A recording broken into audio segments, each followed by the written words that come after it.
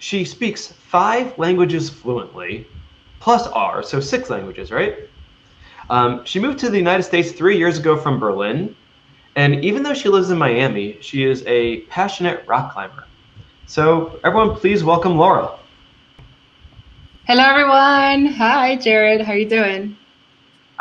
Your welcome music is coming up very slowly. I apologize about that. All right, well, enjoy your talk. I'm sure it'll be excellent about the music. All right. Hello, everyone. I hope you're doing well. As Jared said, I wish I would have joined you in New York. Today, I'm joining from Miami. They asked me already if I'm in a dungeon. I'm not, but even more happy to join you here. Today, as you see from the title, I'm going to be talking a little bit from my experience at Visa and my team about how we use data and models to work with customer engagement. So it's not a very technical presentation as the others, but we thought it will give you some insight as how R is having more an impact than generally data in the financial and payments industry. I was just having that talk report with Jared and the organizers, how in the R studio and R has been implemented more and more and more. And I'm going to talk about that in a little bit. But first, I want to start with a personal story. I'm sure that you guys are familiar with Casper. It's the #1 mattress company here in the United States. Recently, before the lockdown, I decided to purchase a mattress. And I went, of course, online and I did a lot of research. I went on Amazon, directly at Casper. I actually ordered it and then regretted my decision, tune it back, went with another company, and so on. So even though there was a lot of information, especially in Amazon with all the reviews, it made it kind of struggling, and it made me think how the user experience, and we do hear it a lot of times, has been changing from going to an actual store, and especially now in these times, it's not an option, to going online and having a whole different engagement journey and how the merchants are dealing with it, right? So based on that and having that, I don't know if you have had that personal experience as well. It was very frustrating at a point. So I just wanted to start with that to keep it in mind. My name is Laura Gabrysiak. I'm a data scientist manager at Visa. We have a group that's called Visa Consulting Analytics. And we work mainly with the Latin American region, and we're based in Miami. I'm going to share some more information towards the end, and you can ask me some questions in the break sessions. But yes, today we're going to talk about the payments industry. And if you think of Visa is a bank, it's not a bank, it's just a rails where all the payments go back and forth, just like MasterCard. So we do get to see a lot of data, purchase data, and everything that the cardholders are doing with the cards. The reason why we're talking about that is that the markets have been changing since the last years, and especially since March, basically. But overall, we can say that consumers and cardholders are not as brand loyal as before, where they would say, this is my card, I'm going to hold on to it, I'm going to hold to this product. And instead, they're more prone to switch to another brand just because. And that has been an issue in the market from a commercial side, right? That's the motivation and the context. So here's some stats, like 60%, 63% of customers, they just go for the brands and the benefits, which is good. We don't want, and I think, again, we are all consumers of credit cards and cards itself. We just want to be attached to a brand. We just want to maximize the benefits that it comes along. And then 50% of millennials, there's another topic about the new generations that are populating the market and how they deal with brands and with the products. And they will just, 50% will just say, and this again are studies where they say, I want to try another brand just because, just to test it out based on FOMO. We don't know, it's just to have as much information as possible. And then at the other side, if you think of the impact that means, unlike me with the mattress, what I could ordered online, but it didn't actually get the product. In the payments industry, and you probably have had that experience before, there's a lot of creation of cards. There's like 5.5 billion in Latin America of cards that are sent and pre-ordered. That's insane. So we don't know how many of those cards are actually activated and used, and it's just wasteful, and we can do better, right?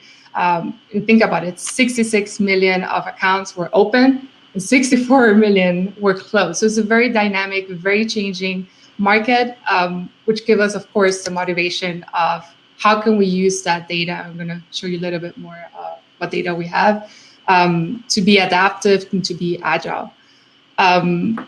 Another fact is also the user experience and the user journey. We're going to talk next a little bit.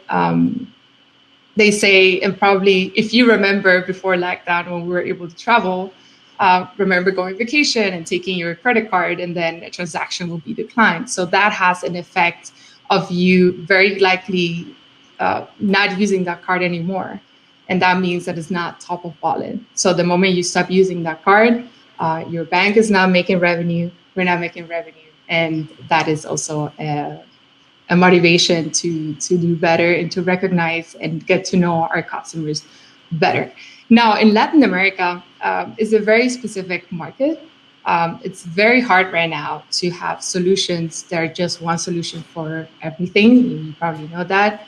And we're trying more and more to get cardholders and consumers to use more digital payment methods, to use more their phone, things that we take for granted in Europe and Asia or here in North America is not given in Latin America, where they have a 35% of market penetration.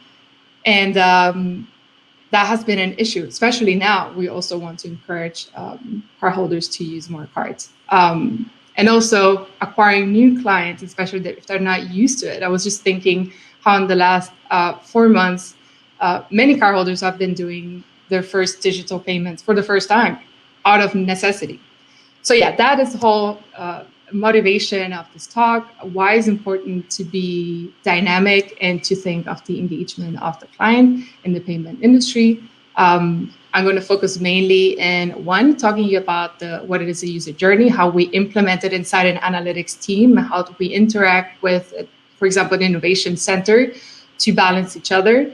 And the second point is to show you some solutions. We don't have that much time today, but just one pilot, a project that was done in Brazil, where think about it's like 200 million cardholders. Yes, to show you that. So let's start with user journeys. User journeys is the methodology used in UX, user experience design, as they call it, and it's more for a qualitative research method than a quantitative one.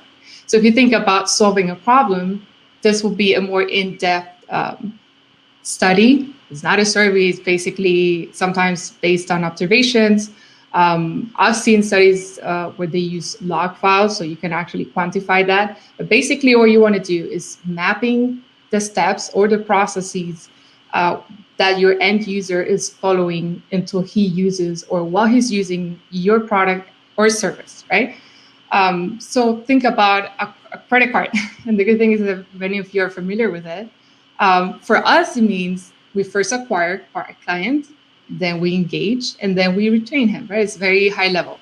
First, you don't have the card, so we have to acquire you. We have to get the new client.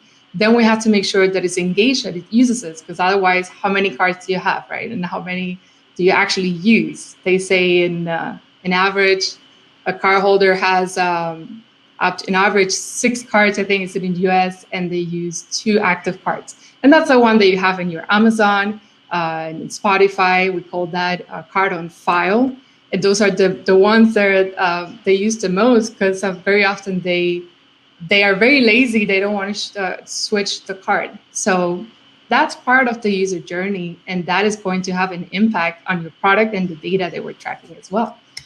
So more into depth, once we look into acquisition, engagement, and retention, there is a step of awareness. And again, this is very high level awareness, where there's cross-sell, where you get all those emails and mail from different companies with all those 5 billion cards that are not necessary, we might also want to re-engage with a client, with a cardholder that has stopped using the card.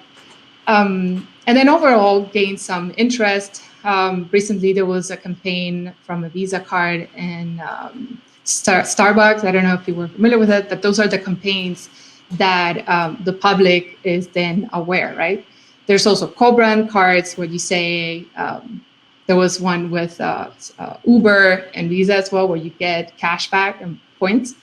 And those will be the part of acquiring new clients. After that, it's just seeing the transactional data. And we can actually define your purchase behavior. We call it purchase DNA and your digital DNA. So right now we're looking often to increase that engagement in the public space. Where are the cardholders spending in the digital realm, right? Yes, we talked enough about the user journey. I just wanted before that to go into the projects that I worked and VCA. And the data that we use is called VisaNet. Before the lockdown, we used to say that we had 65,000 transactions per second. Overall, we have 47 million merchants that we deal with. In the Brazil market, it's 4 million merchants that have to be cleaned, that has to be parsed. It has had an impact after COVID, but still this is still active, of course. So the first solution that I want to share with you is called the spend enhancement solution. Basically, we work a lot once we have that data. We work with a lot of segmentation models. So we were able to map all those profiles for the cards and the merchant category codes. And also we work with data from Experian, which is a credit bureau, in order to have some predictions and recommendations that we then issue. So you're probably familiar with Samsung Pay. Back then, we used a pilot. It's called This Is Me, where the cardholders actually shared also their geographic location. And putting all this together, we were able to have a whole campaign. So the variables that we used were the purchase frequency. We looked into the behavior of segments, so you can track your trend from the last 3 and 6 months. The buying moment, when are you purchasing? Are you purchasing during the weekend or are you purchasing during the week? Those are also things that we track. And of course, the ticket size, product, there's many variables. Overall, we were able to send relevant campaigns that actually had an impact of 50 times. Say 50 times, you're more likely to react and actually purchase from those campaigns. And we launched that last year in Brazil. Brazil has 200 million cards. I think they have 84% active cards in credit and debit. And it was very successful using geolocation. We worked together with 300 stores, and it even increased by 24%, by a fourth, the use of cashback, which was for especially the market of Latin America. They're not very educated into financial products. So there was a huge impact. Now, what I was mentioning before, working with our studio has helped us a lot to be more agile and write actually our own libraries. And instead of having a huge product, we will have many solutions that are aligned with the steps of the user journey. There is a transition, and that might be interesting for the whole community. And this is why we're here to share how banks and the payment industry is also moving from more regulated SaaS into R, Python, and open source tools. So right now we have 4 main clusters. of solutions that we offer to our clients. We have the consumer engagement monitoring program, a consumer spend enhancer, which is the one that I presented today. We also work with contextual marketing, which is very aligned to the previous problem that I said, and it's just seeing at the time, the spend of moment, the moment of where you're spending, where your geolocation and your consumer profile, we could do a live real-time offer, right? Yes, and also we work with revolving enhancement and among other solutions that if you're working in the financial field or in the payments industry, you can come and ask us questions. And yes, so this is another use case of products that we develop using our data solutions. We create propensity models for different financial products. So it's not only which card, but looking into credit liquidity. There's a huge problem in Latin America where there's no financial inclusion, and very often those regulations are copying other markets in other countries that are not aligned with reality.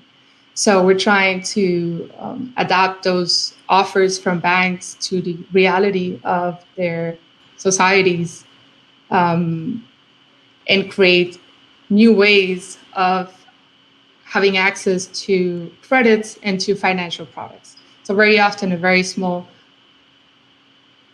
business that has no credit history, it's very hard to be given an account or given some financial inclusion. So we're looking into offers like that and prompts like that. Right, I think almost towards the end. If you're interested, I'm going to be after that in the breaking sessions. But yes, consumers are driven by value. Just to wrap up from today's presentation, we've seen that more and more we have to work into the offers that we're bringing, and we have to be more agile. One other problem that we're having is the robustness of the models that we constantly have to adapt and look in the distributions. That has been a thing, and how the interest of the consumers is changing. So we're working on that. The second thing is that in Visa, we're leveraging data. We have so much data that we can use to create actionable initiatives. If you're interested in that, you can come up to me. We always try to look to do some engagements with other companies. And that's it. If you have any questions about Visa Consulting Analytics, just reach out. And also, if you want to reach out and present at the Our Ladies Miami, there is some information over there. Thank you very much for the talk. So before we get to our next speaker, we're going to do a few more giveaways. This time